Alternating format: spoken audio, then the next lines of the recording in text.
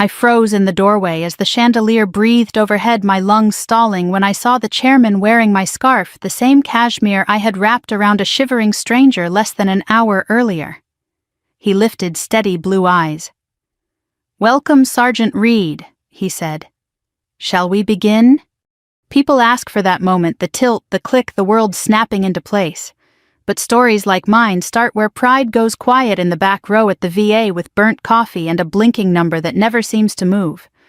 I'm Alyssa Reed, 35, Marine Corps Veteran Supply Sergeant, honorable discharge, honorable limp when the weather turns. I came home to small-town Pennsylvania because familiar roads seemed like softer ground. They weren't. Real American life is bills that arrive on time when paychecks don't, a heater that coughs before it warms, and gas measured by quarters of a tank. The Ford sputters. On Sundays, I stock shelves at the church pantry near the shuttered mill. What wears you down isn't only money, it's being looked through. Hand someone a resume and watch their eyes slide to the scar at your knee like a dent in a used truck. The week this began, I had $12 and one last interview circled in my notebook. Hartley Defense Systems, a glass and steel fortress on a hill. Their website said they valued service. Hope is stubborn. I circled the date in ink. That morning, I ironed my best blouse, brushed my boots, and packed a turkey and Swiss in wax paper. I looped my old Marine scarf around my neck, scarlet piping soft wool, the smell of winter intense. The recruiter gave me a 5 o'clock slot, the kind that makes a person feel like an afterthought. Still, Marines keep time. I planned to be early. The commuter train clattered past brick storefronts and steeples. A kid tossed a football to his dad in a narrow yard. I felt that familiar ache that isn't pain, the ache of leaving a unit and coming home to silence. At the little station, the sky had a polished steel look that means cold. Hartley's campus glinted a mile away. I could have called a cab. I walked to steady my breathing. The sidewalk curved past a pocket park. A maple shed its last leaves over a bench. He sat there, thin, coat-scuffed shoes, hands shaking like typewriter keys. His face was years and wind. His eyes were bright and courteous. He didn't ask me for anything. He met my gaze and nodded. In my head, professionalism, punctuality, polish. And older than that, my grandmother. The measure of a person is what they do for someone who can't pay them back. I sat. "Cold evening," I said. "Colder if you're waiting on luck," he answered. Before I could second-guess myself, I placed the wax paper bundle in his hands. "It's warm," I said. He weighed it like a gift, and then looked at me, not past me, not through me. And that makes it enough. Wind needled his collar. I unwound my Marine scarf and set it across his shoulders. It brightened him like a ribbon on gray weather. "You keep it," I said. "I'll be indoors soon." "Kindness tells me more about rank than medals ever will," he murmured. I checked my watch, 12 minutes late. Not disastrous. Enough. I thanked him for sharing a bench and hurried on, boots striking concrete cadence in my head, left, right, left. Marines keep moving. Hartley's gate was wrought iron, inside marble chrome carpet that swallowed footsteps. The receptionist measured me in a glance, the no-name blouse, the coat without a scarf, and let half a smile slip. "Name?" "Alyssa Reed, 5 o'clock. "You're late." "Yes, ma'am." A young vet in a fitted suit smirked. The lobby TV looped soft focus footage of folded flags under the company logo. The volume stayed low like an apology. An hour crawled. Finally, a door opened and a gaunt manager beckoned. "Reed." He said it like a tracking number. He skimmed my record, called my experience logistics adjacent, my knee a durability concern. He asked if I managed emotions well, then repeated the question louder as if volume could bully truth. When we finished, he didn't shake my hand. "We'll be in touch," which is American for goodbye. Outside twilight. I touched the space where my scarf should have been and felt only air. The bench on the green sat empty, crumbs among leaves. For a minute I wondered if I'd been foolish, $12 and a scarf I loved given away. An interview late and likely lost. Then my drill instructor's gravelly gospel rose in my head: do the right thing, and let tomorrow argue with itself. Back at the trailer, I fried 2 eggs and lit the candle I save for hard days. My knee ached, honest. The dog-eared notebook looked tired of being hopeful. I told myself I'd get up, check the job boards at the library, and try again. The phone rang at 9. Unknown number. I almost let it go to voicemail, then thumbed it on. Ms. Reed. A calm voice, crisp as starched linen. This is Hartley Defense Systems. The chairman would like to see you personally. Can you be here tomorrow at 4? The skillet handle chimed when I set it down too hard. Yes, sir, I said, because the core never leaves your tongue. He gave directions to the executive entrance and hung up. I stood in the thin quiet and thought of the man on the bench touching the edge of my scarf. Sleep came spare and practical. I woke before dawn, dressed slow, careful, like the day might break if I rushed. The train carried me back through towns that still salute the flag at ball games. I stepped off, lifted my chin to the cold, and climbed the hill toward glass and marble and a room I could not yet imagine. You know the doorway I reached, mahogany table, chandelier, breathing a stranger, smiling like a friend, my scarf telling the truth. That's where part 2 will begin. But the choice that made it possible happened here in the cold, with a sandwich and a strip of wool and a simple nod between two people nobody else saw. The next morning broke clean and cold, the kind of cold that wakes every old ache in a veteran's bones. I was up before the sunboots lined up by the door, nerves humming like radio static. The call from Hartley Defense Systems still didn't feel real. They wanted me, the same woman their recruiter had dismissed 2 days ago. I boiled coffee thick enough to chew, packed my old service folder, and checked the mirror. The woman looking back wasn't the spit-polished sergeant in dress blues. Just a tired civilian in a thrift store jacket, hair pulled neat, eyes steady. Still, the Marine in me squared her shoulders. Marines show up. Always. The train rattled through farmland glazed in frost. Out the window, barns leaned like old men remembering better days. At the station, a driver in a dark coat held a small sign, Sergeant A. Reed. That alone felt unreal.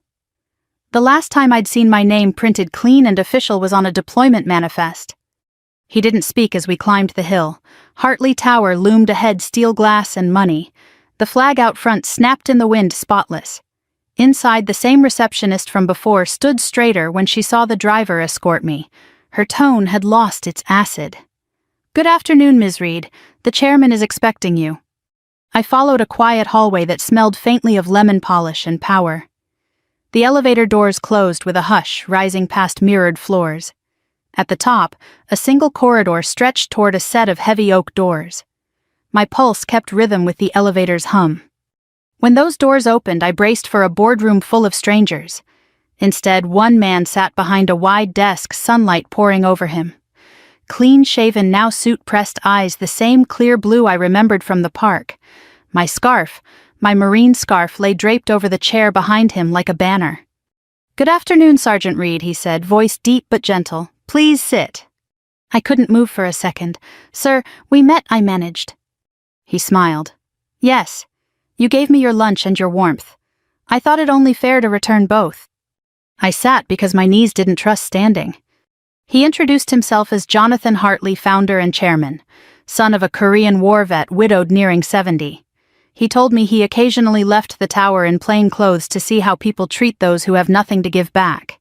The results, he said, are often disappointing. My mind flashed to Calvin Brooks, the recruiter who'd mocked my limp. Hartley steepled his fingers. I watched the security footage from that day. Your interview was enlightening. You were professional, respectful. He was not. I started to speak, but he raised a hand. You don't owe me excuses. You've served enough years explaining yourself to men who haven't earned the right to judge you. He pressed a button on his desk phone. Send Mr. Brooks in. The door opened a minute later. Brooks froze when he saw me sitting across from the chairman. His smirk curdled. Mr. Brooks, Hartley said evenly, this is Sergeant Alyssa Reed, the candidate you dismissed. You called her, I believe, burnt out. Brooks stammered, Sir, I didn't realize. No, you didn't, Hartley said. That's precisely the point. He turned to me. Sergeant, I'd like you to tell Mr. Brooks what you told me on that park bench. I blinked. Sir, I only said it's a cold evening. Hartley's mouth softened. And that Mr. Brooks is what decency sounds like, unrehearsed, unprofitable, and rare. The recruiter muttered something about misunderstanding and fled under Hartley's dismissive nod. When the door shut, Hartley leaned back. You're wondering why I've called you here. My company runs a veterans transition program. We hire a few dozen each year to help them find footing again. I'm expanding it, and I want you to lead it. Lead, the word felt too large in my mouth. You've led before, he said simply. I read your service record, Kandahar Logistics, under fire commendations for leadership. You understand what it means to rebuild. That's what we need here. I stared at the scarf on his chair. Sir, I came in late out of uniform broke. And kind, he interrupted. The rest can be fixed with time. Kindness can't be taught. He opened a folder and slid it toward me, an offer letter, a salary that made my throat tighten, and a start date Monday. I don't know what to say, I whispered.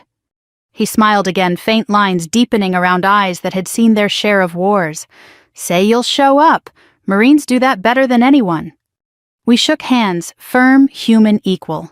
His grip was warm, and when I stood to leave, he picked up the scarf and held it out. Keep it. It suits you better than me. But remember, this company isn't charity. It's another battlefield. Lead with honor, not ego. Outside the office, the air smelled different, brighter somehow. The receptionist smiled for real this time. Downstairs, my reflection in the elevator mirror looked older, maybe wiser. On the train home, the scarf lay folded on my lap.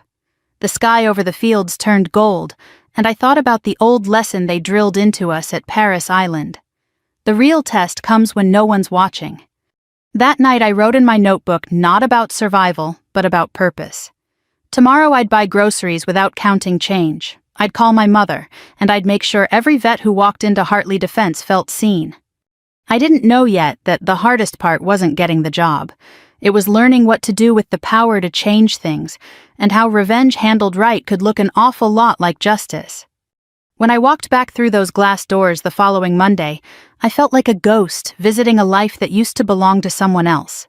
The reception desk, the marble floors, even the air conditioning hum, it all looked the same. Only I had changed. A week ago, I'd been counting coins for coffee.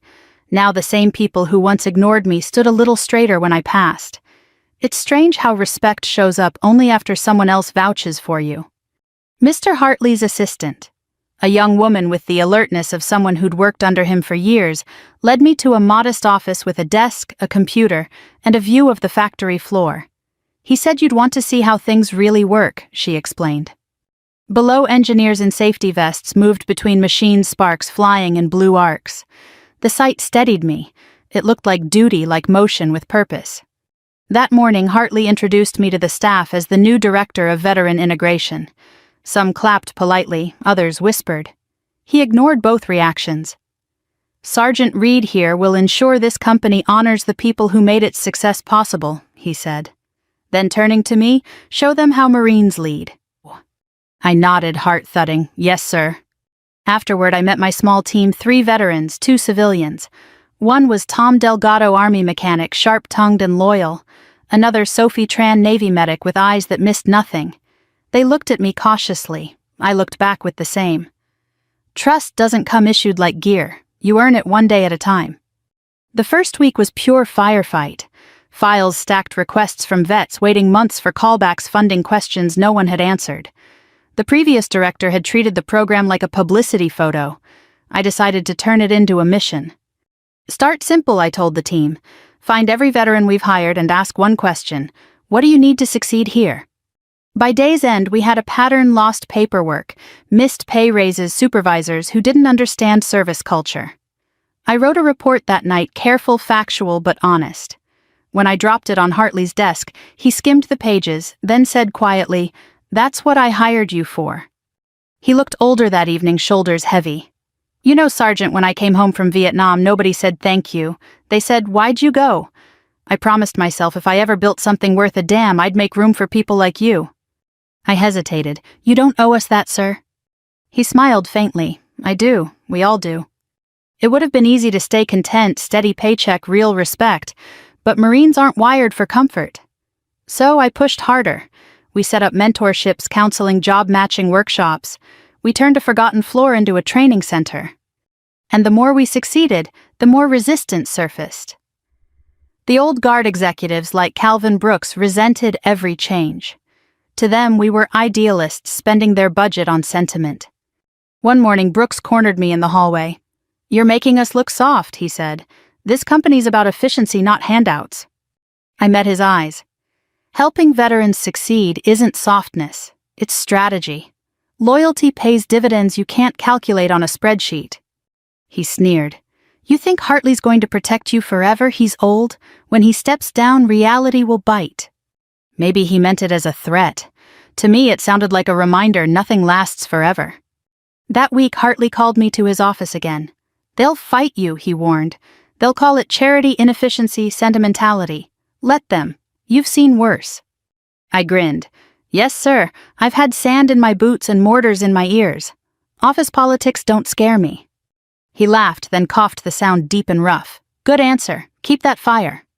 By month's end, our small victories added up. Retention improved, morale rose, local papers started asking questions. One headline read, "Marine Veteran Rebuilds Lives at Hartley Defense."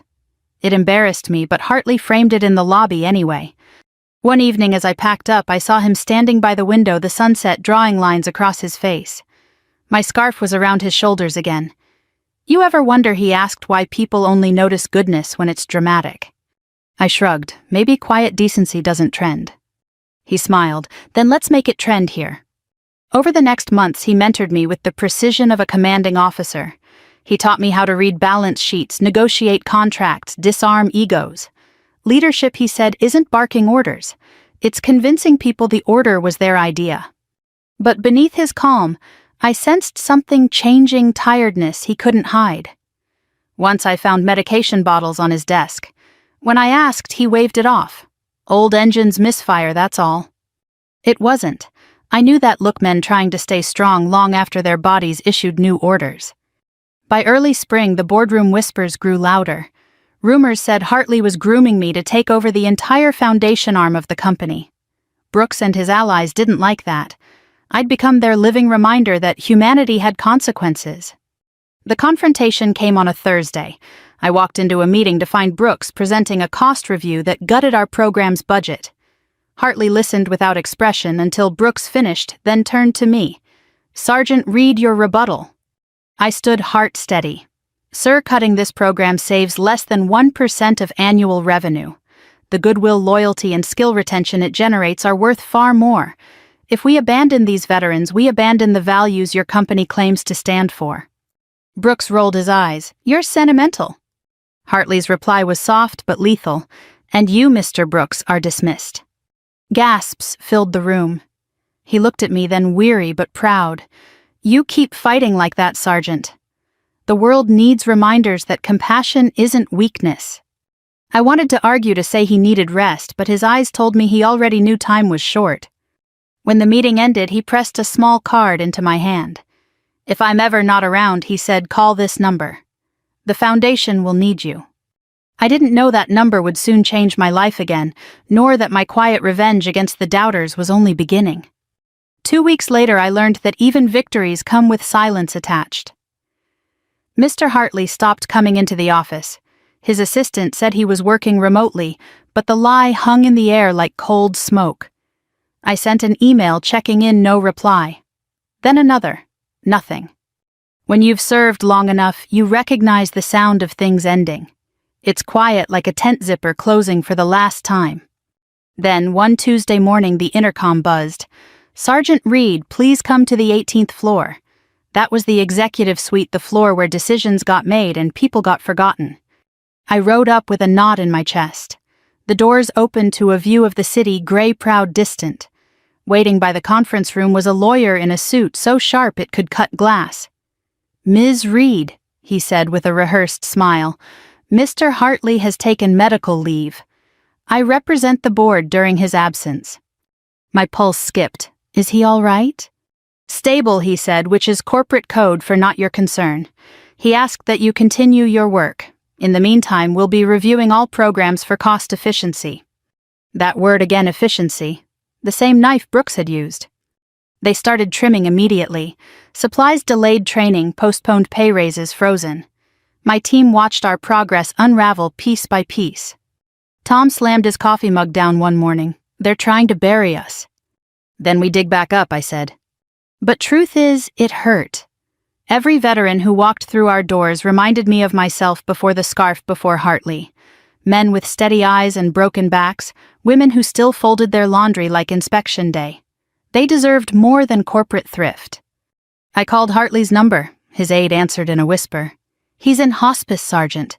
He doesn't want visitors." Hospice.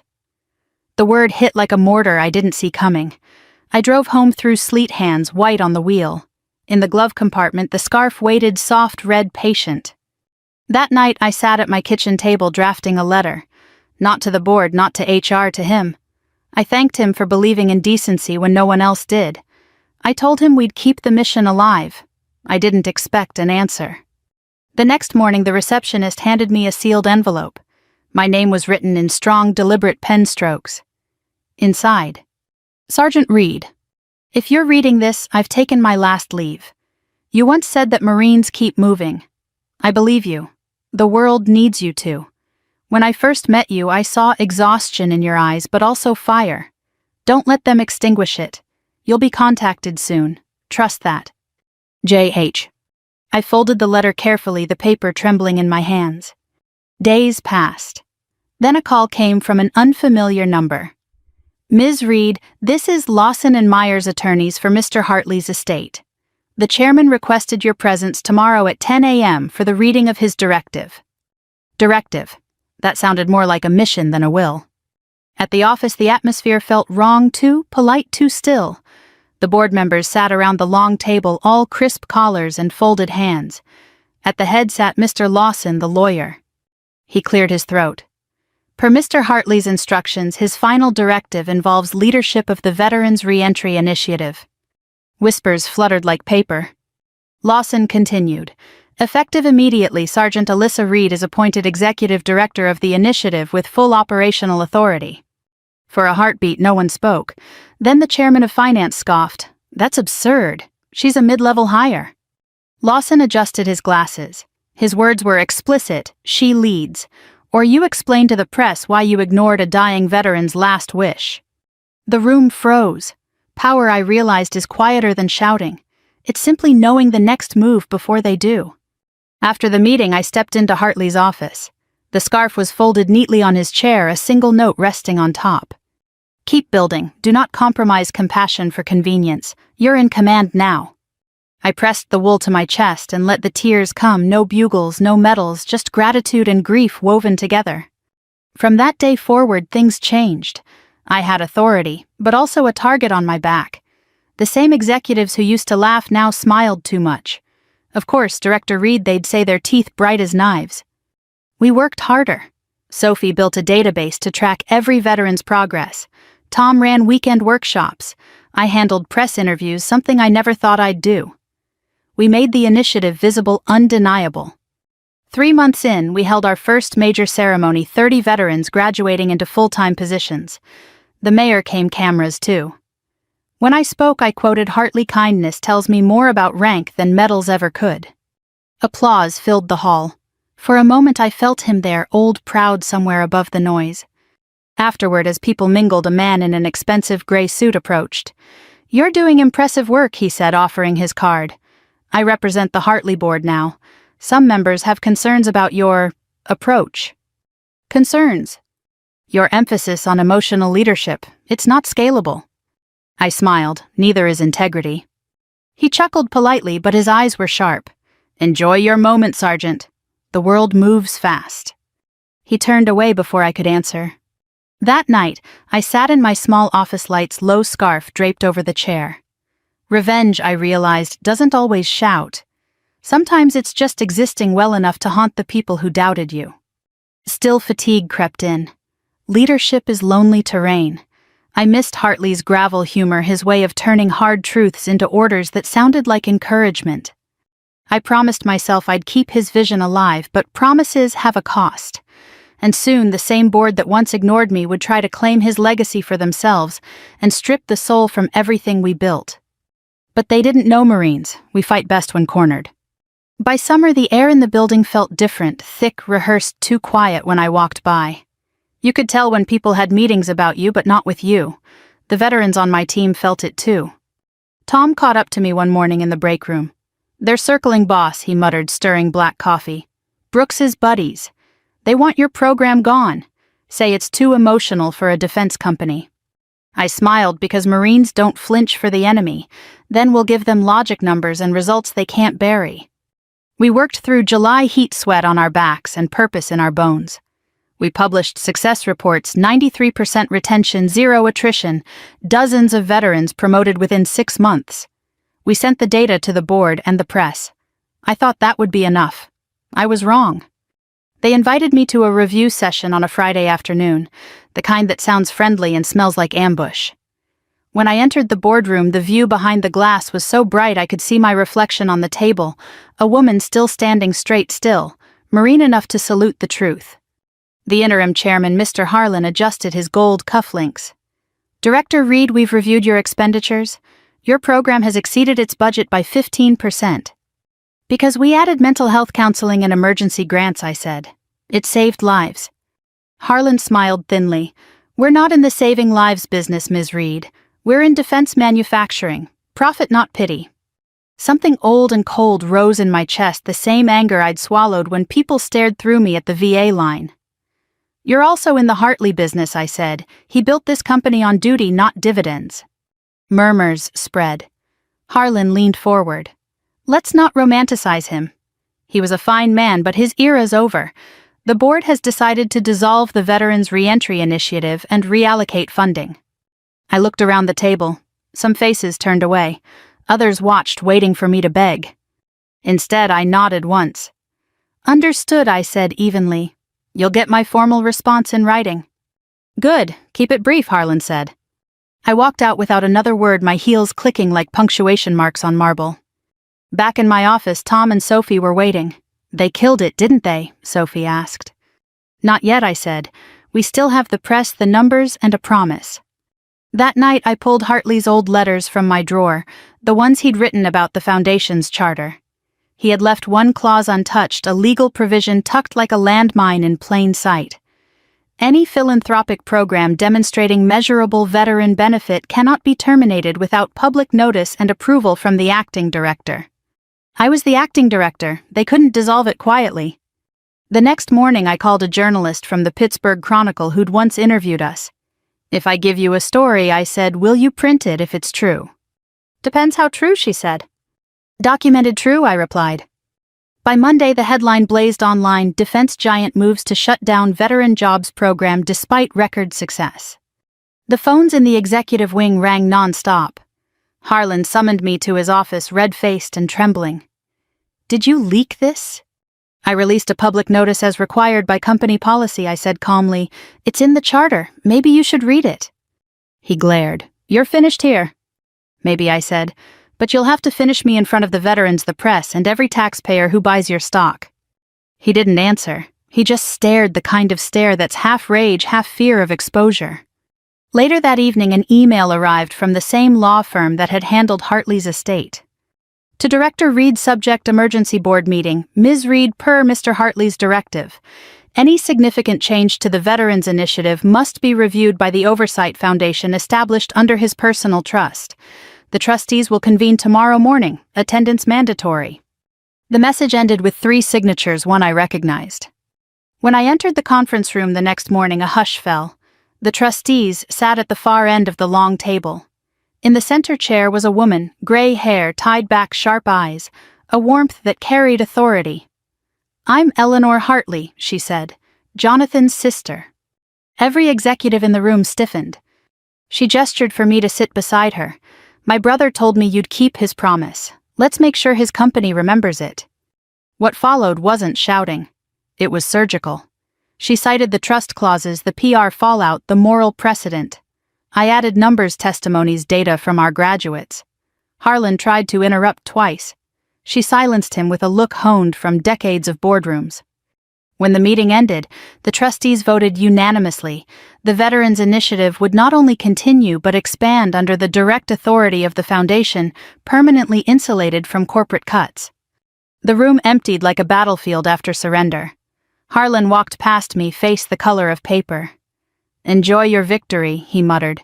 "You'll find it lonely at the top." I looked out the window where sunlight spilled over the city. I've stood alone before, I said. It's where Marines are trained to start. That night we held an impromptu celebration at the factory cafeteria. The veterans clapped, someone played an old country tune, and for the first time in years I laughed without reserve. Still, part of me stayed quiet, thinking of the man on the park bench. I owed him this: every headline, every saved job, every small redemption. Later, as I walked to my truck, Sophie caught up. "Boss," she said softly, "what now?" I looked at her, the night air crisp, the scarf snug around my shoulders. "Now we rebuild bigger, and we teach them what strength really means." It wasn't about revenge anymore. It was about finishing what he started, turning compassion into policy, kindness into armor. Because Hartley had been right, the real battlefield wasn't overseas. It was right here between greed and grace, and I planned to keep fighting until one side surrendered. The fall came early that year, gold leaves piling against the fences, a chill in the morning air that carried the faint smell of wood smoke. At Hartley Defense, the mood had shifted. For the first time, the veterans program wasn't just tolerated, it was respected. The trustees' decision had been front-page news. Reporters called schools, invited us to speak, and donations poured in from small towns across the country, letters with checks signed in shaky cursive from one vet to another. Keep it going. But success never walks alone. It drags jealousy in its shadow. The same executives who once mocked me now smiled too easily. They congratulated me in hallways but stopped talking when I turned the corner. I could feel the resentment simmering just beneath the corporate smiles. We had grown fast, too fast for comfort. Dozens of veterans from around the state had joined the new training cohorts. Tom managed the workshops. Sophie oversaw mentorships. Every week we celebrated someone getting hired, someone buying a home again, someone who stopped sleeping in their car. We were saving lives one paycheck at a time. And yet part of me still felt that emptiness, the kind that comes when the mission that defined you is suddenly quiet. I missed Hartley's voice, that steady gravel that could turn doubt into orders. Some nights I'd stay late rereading his old letters just to remind myself of his belief in me. One night, well after dark, I was the last one in the office. The scarf, his scarf, now mine again, was draped over my chair. I'd just finished reviewing next quarter's projections when the elevator dinged. I expected the security guard. Instead, the doors opened to reveal Eleanor Hartley. She smiled the kind of smile that belonged to people who carried grief with grace. "Thought I'd find you here," she said. "Ma'am, I didn't know you were in town." "I came to deliver something my brother left in his personal files." She handed me a worn leather folder embossed with his initials. "He wanted you to have this when the program became self-sustaining." Inside was a single page typed, dated 3 years ago. Directive. If this foundation thrives, grant Sergeant Reed authority to form an independent Veterans Academy. Fund it indefinitely. Beneath the signature, a handwritten line, "Let her teach the world that compassion is strategy."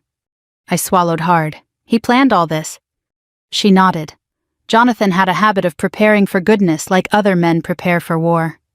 We talked for an hour about his service, his regrets, his conviction that America was strongest when it remembered its veterans. Before she left, she said, "He saw himself in you, Alyssa. Tired, but unbroken." After she was gone, I sat alone for a long time, staring at the city lights and thinking how strange it was how the smallest act of kindness, a sandwich and a scarf, could lead here. But the story wasn't finished. A week later, I got an email marked urgent. The subject line read, "Audit inquiry, possible misconduct." It accused my team of misusing funds. False, of course, but in business perception kills faster than proof. I stormed into Harlan's office. He was the only one with motive. "You're behind this," I said. He leaned back, smug. "Prove it." "I will," I said, "and when I do, I won't fire you. I'll invite you to the next graduation and make you shake every veteran's hand." His smirk faltered just slightly. "You don't scare me, Sergeant." "I'm not here to scare you," I said. "I'm here to outlast you." It took a week-long hours and Sophie's sharp instincts to trace the doctored numbers back to his assistant. When we presented the evidence to the trustees, they removed Harlan unanimously. No shouting, no threats, just quiet justice, the kind that sticks. Afterward, Tom found me on the balcony outside. "We got him," he said, handing me a cup of diner coffee. "Feels good, huh?" Not revenge, I said, watching the sunset burn orange across the skyline. Just balance. Hartley used to say mercy and accountability share the same spine.